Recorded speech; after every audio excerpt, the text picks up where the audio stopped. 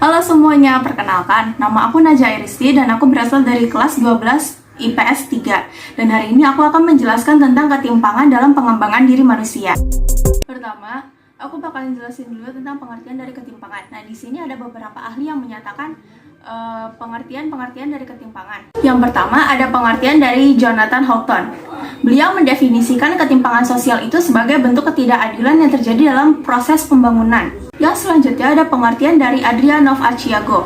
Nah, beliau mendefinisikan ketimpangan sosial ini sebagai buah dari pembangunan yang berfokus kepada ekonomi dan melupakan aspek sosial. Selanjutnya, ada bentuk dari ketimpangan. Ketimpangan itu banyak bentuknya, tapi karena aku membahas tentang ketimpangan dalam pengembangan diri manusia, maka kita akan berfokus kepada itu saja. Pertama, kita kenalan dulu ya sama apa itu pengertian dari ketimpangan dalam pengembangan diri. Nah, pengembangan diri itu sendiri merupakan suatu hal yang dimiliki dalam setiap diri manusia. Artinya, pengembangan diri menjadi faktor internal yang sangat berperan penting.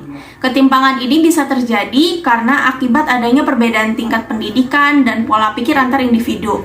Misalnya saja, sering ditemukan orang yang rajin, malas, sombong, rendah hati, dan sebagainya. Kemudian, ada dimensi dari ketimpangan sosial. Karena judulku sendiri adalah ketimpangan dalam pengembangan diri manusia, maka judulku masuk ke dalam dimensi ketimpangan sosial, kondisi struktural objektif. Nah, pengertian dari kondisi struktural objektif sendiri ini adalah di dalam ketimpangan sosial yang terdapat hal-hal yang dapat diukur secara objektif yang berkontribusi pada ketimpangan sosial.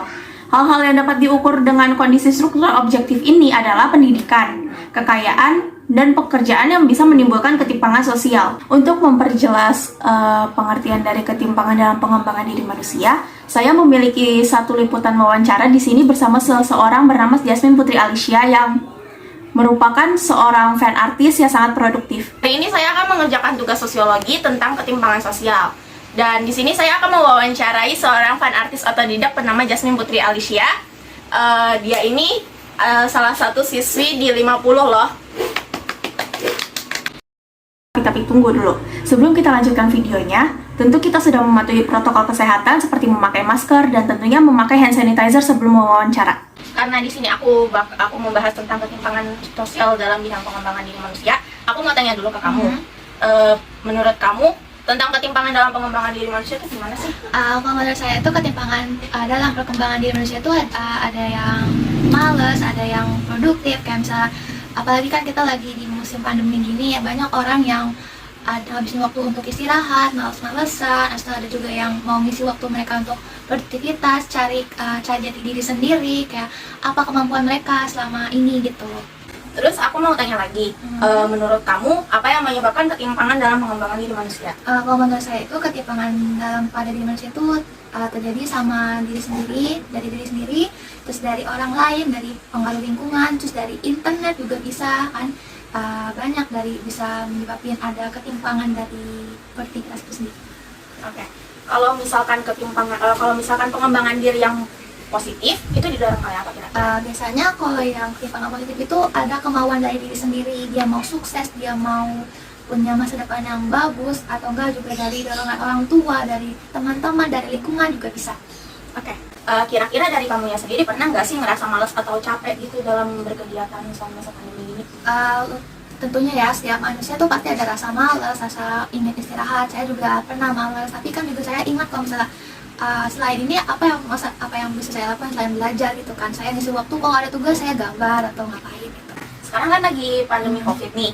Kira-kira gimana sih cara kamu ngatasin produktif saat pandemi? Apalagi kan kamu gambar terus tuh ya, kalau misalkan aku lihat dari Instagramnya. Jangan lupa ya nanti dicek ya Instagramnya di bawah. Jadi selama saya pandemi ini saya ngisi waktunya selain apalagi kita udah kelas 12 kan, mau PTN kita juga harus belajar. Situ selain belajar juga harus ngisi waktunya dengan istirahat sama melakukan apa yang kita suka, kayak hobi saya itu termasuk gambar gitu kan, atau cari inspirasi dari internet, terus itu untuk dilakuin, kita praktekin gitu. Kalau boleh bisa dong tolong tunjukin gambar kamu ke kamera. Oh boleh. Ini salah satu contoh saya, pengerjaannya itu kira-kira sekitar 2 hari ya. Jadi ya kita cuma butuh waktu 2 hari itu sepenuhnya nggak buat saya full gambar. Saya juga ada selingan kayak untuk istirahat atau ngelakuin kegiatan lain gitu kan. Ini jadi Ini salah satu gambar favorit saya dari sekian banyak gambar saya. Sekian wawancara saya dengan narasumber, semoga bisa memberi manfaat. Terima kasih ya. Terima kasih semuanya. Dadah. Kira ada tidak ya cara untuk menyelesaikan ketimpangan itu sendiri? Tentunya ada dong. Nah, bagaimana ya cara-caranya? Yang pertama adalah kalian harus mencari dulu masalah apa, kemudian temukan sumbernya, setelah itu selesaikan. Yang kedua adalah mencoba produktif dalam kegiatan sehari-hari. Yang ketiga adalah membuka les atau zona belajar di mana semua orang dapat belajar dengan gratis. Nah, hal ini dapat mencegah terjadinya ketimpangan dalam pengembangan diri manusia. Sekian kira-kira presentasi sosiologi dari aku. Mohon maaf jika ada salah kata. Terima kasih telah menonton. Dadah!